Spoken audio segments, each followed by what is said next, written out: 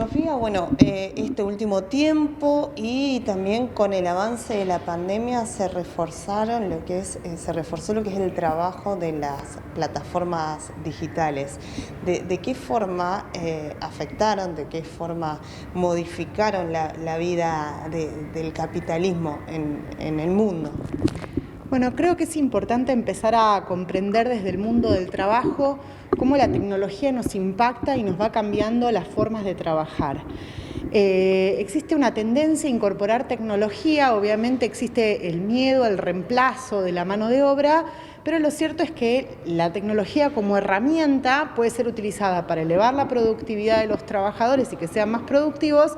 pero también como mecanismo de control y de asignación de tareas para que sea más eficiente. Y de alguna manera el empleo de plataformas es un paradigma en esto, donde el control que se hace del trabajador a través de un algoritmo que capta datos hace que se quiera estandarizar el trabajo cada vez más y aprovechar cada vez más el tiempo de trabajo del trabajador y no pagar aquellas horas donde el trabajador está a disponibilidad. Entonces, la tecnología en este caso se usa, en muchos casos, en el nuevo sistema capitalista digital, para poder generar nuevos modelos de trabajo que lo que terminan haciendo es tratando de organizar el trabajo de una manera donde nos tienen trabajando todo el tiempo y de una manera cada vez más estandarizada, más controlada, más vigilada. Durante la pandemia el empleo de plataformas fue un empleo que creció muchísimo, principalmente por la fácil incorporación de trabajadores al sistema, pero también porque el aislamiento de alguna manera hacía que pedir por delivery o pedir a través de una plataforma resulte cómodo, fácil y demás para muchas familias, y en ese sentido resultó en una salida laboral para muchos trabajadores. Pero principalmente lo que está pasando es que está faltando una regulación en torno al empleo de plataformas, tanto a nivel nacional como a nivel global, que un poco empiece a cuestionar estas formas de control del trabajo y empiece a poner en el centro de la escena lo que hay que hacer, que es empezar a debatir la relación entre el capital y el trabajo para poder volver a poner en un marco de derechos a estos trabajadores. Hoy justamente hablaban de esta posibilidad de que el teletrabajo quede para siempre y que hay trabajadores que están con el síndrome de la cueva, que se acostumbraron a trabajar desde su casa. Quizás lo que no están viendo estos trabajadores es esto que vos planteas, ¿no? 24 horas online. Bueno, el teletrabajo es un modelo que se impuso durante la pandemia y que es verdad que muchos, más allá de que los empresarios encontraban un ahorro de costos muy importante, muchos trabajadores lo encontraron muy cómodo y sobre todo en un contexto donde muchos niños no iban a clase, realmente era la única manera viable de trabajar porque alguien tenía que estar en la casa conectando a los chicos a las clases del colegio y demás. Con lo cual fue un momento muy particular de la historia donde el teletrabajo se nos dio como una solución. Ahora, saliendo de la pandemia, evidentemente hay muchas comodidades que trajo el teletrabajo que obviamente muchos trabajadores no quieren perder, y está bien que así sea, con lo cual empezar a dar un marco de derecho para que la vuelta al trabajo sea un proceso transitorio y que pueda llevar a adecuar aquello que es bueno del teletrabajo con aquello que es bueno de la presencialidad, es una demanda que tenemos que tener como sociedad. Me parece que la ley de teletrabajo ha hecho mucho en ese sentido para dar un marco de derechos, para poder promover distintos modelos de teletrabajo más híbridos por ahí, ¿no? De algunos días de presencialidad, algunos días de teletrabajo, para poder conciliar de alguna manera los sueños y aspiraciones personales o la corresponsabilidad en los cuidados dentro del hogar y las comodidades que eso trae, sin dejar la presencialidad, que de alguna manera es necesaria por las relaciones interpersonales, pero también y sobre todo, me parece, por un tema de trayectorias laborales, ¿no? Porque evidentemente no es lo mismo el trabajador que está teletrabajando desde su casa que el trabajador que está de forma presencial. Ese tiene una posibilidad de trayectoria laboral mucho más amplia porque se entera de mucha más información, puede participar de muchas más reuniones. Bueno, hay un montón de cuestiones en torno a la presencialidad, de figurar, de que te conozcan, que genera todo la presencialidad en el trabajo. Entonces, Yo creo que en todos los modelos de trabajo hay cosas buenas y hay cosas malas. Y la regulación es la que tiene que estar ahí, la regulación junto con la negociación colectiva, como la herramienta fundamental que complementa la regulación, para que nos quedemos con lo bueno y saquemos lo malo. Y lo malo siendo aquello que precariza el empleo, aquello que va en detrimento de las condiciones de trabajo de los trabajadores y obviamente también de la organización sindical y del poder de los trabajadores organizados. Justamente sobre ese tema, ¿qué desafíos le plantea esta nueva modalidad a la agenda sindical? Bueno, creo que la agenda sindical, como siempre, tiene mucho para hacer. Los sindicatos siempre tenemos nuevos desafíos para incorporar a nuestra agenda, y el mundo del trabajo en un ambiente de capitalismo digital, de capitalismo tecnológico, evidentemente tiene nuevos desafíos. Uno de ellos es la capacitación, empezar a acompañar a los trabajadores en un proceso de capacitación para conocer las herramientas digitales, pero también para aprender y migrar habilidades. Yo siempre digo, no se trata solamente de aprender a utilizar un software, también es de aprender a gestionar y a brindar un buen servicio como trabajador a través de una plataforma virtual, digamos. No es lo mismo un vendedor presencial que un vendedor que manda presupuestos por mail. Hay que aprender toda una forma de moverse en la virtualidad que no implica solamente aprender una herramienta tecnológica, ¿no? Hay una capacitación en torno al uso y manejo de la gestión virtual. Pero también y sobre todo una nueva agenda de derechos, ¿no? Una nueva agenda de derechos que tiene que ver con el teletrabajo, con limitar lo que las empresas pueden hacer, de volver a acompañar al trabajador, de salir a buscarlo, una agenda de comunicación muy grande, porque así como la tecnología muchas veces se juzga y se dice que nos individualiza, nos encierra y demás, la tecnología también nos une, y esto es una nueva herramienta de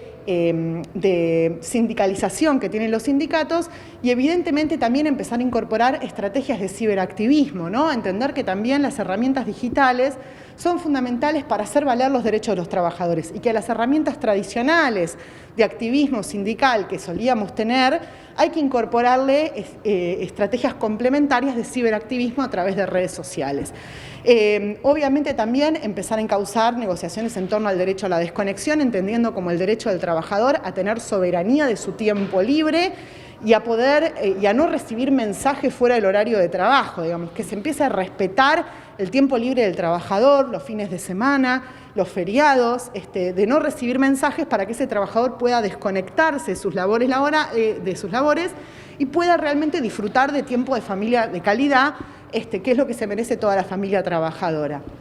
Entonces, me parece que toda esta agenda de derechos, toda esta agenda de estrategias, toda esta agenda comunicativa son cosas que el sindicalismo poco a poco tiene que ir incorporando, porque si no la digitalidad va a terminar siendo un mundo que va a terminar diezmando las condiciones de trabajo de los trabajadores, y obviamente eso no nos lo podemos permitir.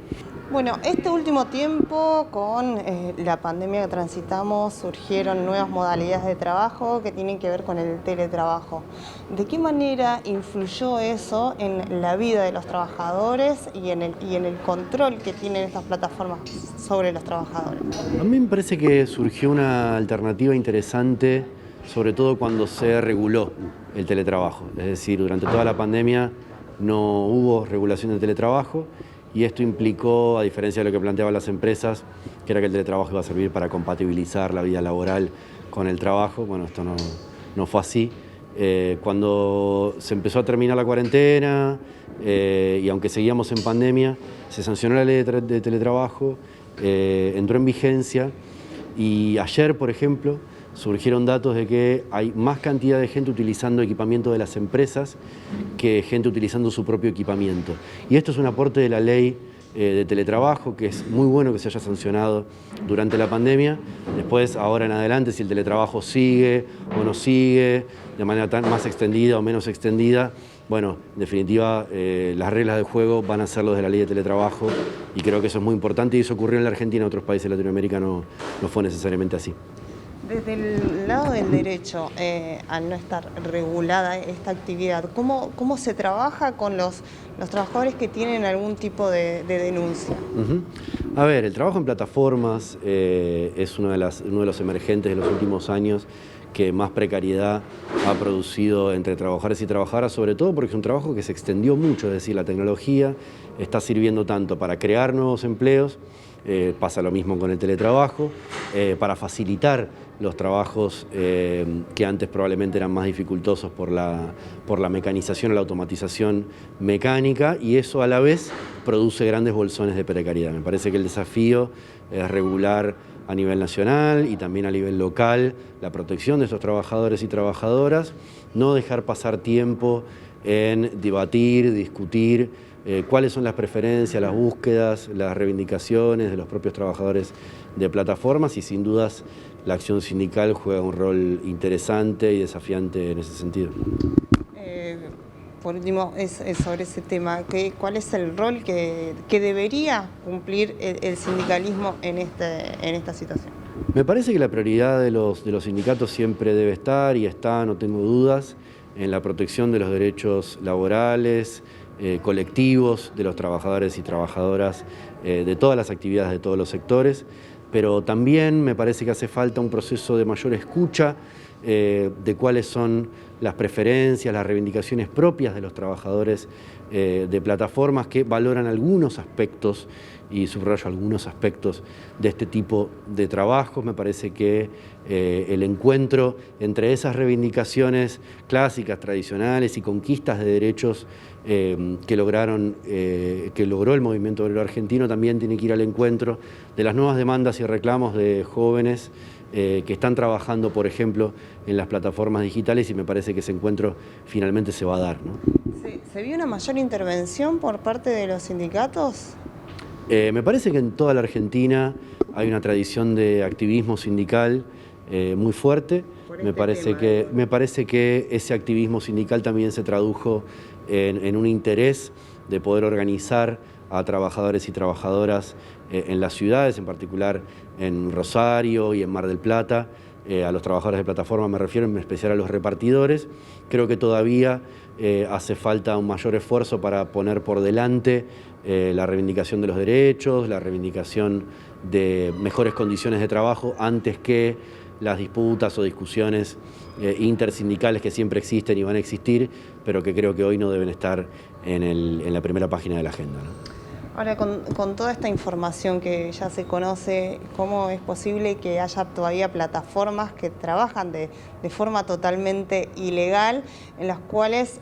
sus propios trabajadores no tienen ni siquiera una oficina o un lugar a donde ir a reclamar? Me parece que el fenómeno del trabajo en plataformas y la subclasificación del trabajo en plataformas, es decir, la vulneración de derechos laborales básicos, es un fenómeno global. Todavía no hay una experiencia en algún país europeo o donde podamos verificar que estas empresas están cumpliendo con regulaciones laborales o con nuevos derechos laborales. Creo que en la Argentina se han dado muchos pasos. Me parece que el debate hay que darlo a varios niveles. En el local, sin dudas, por las regulaciones locales; a nivel nacional, en el Parlamento Nacional y a través de la negociación colectiva por actividad, pero me parece también a nivel global. Es decir, es una transformación que se tiene que dar en todas partes del mundo al mismo tiempo. Hay dos antecedentes muy interesantes en Gran Bretaña y en Estados Unidos, donde se está discutiendo esto. Seguramente la jurisprudencia, el Congreso argentino y los sindicatos van a tener algo que decir también en la Argentina.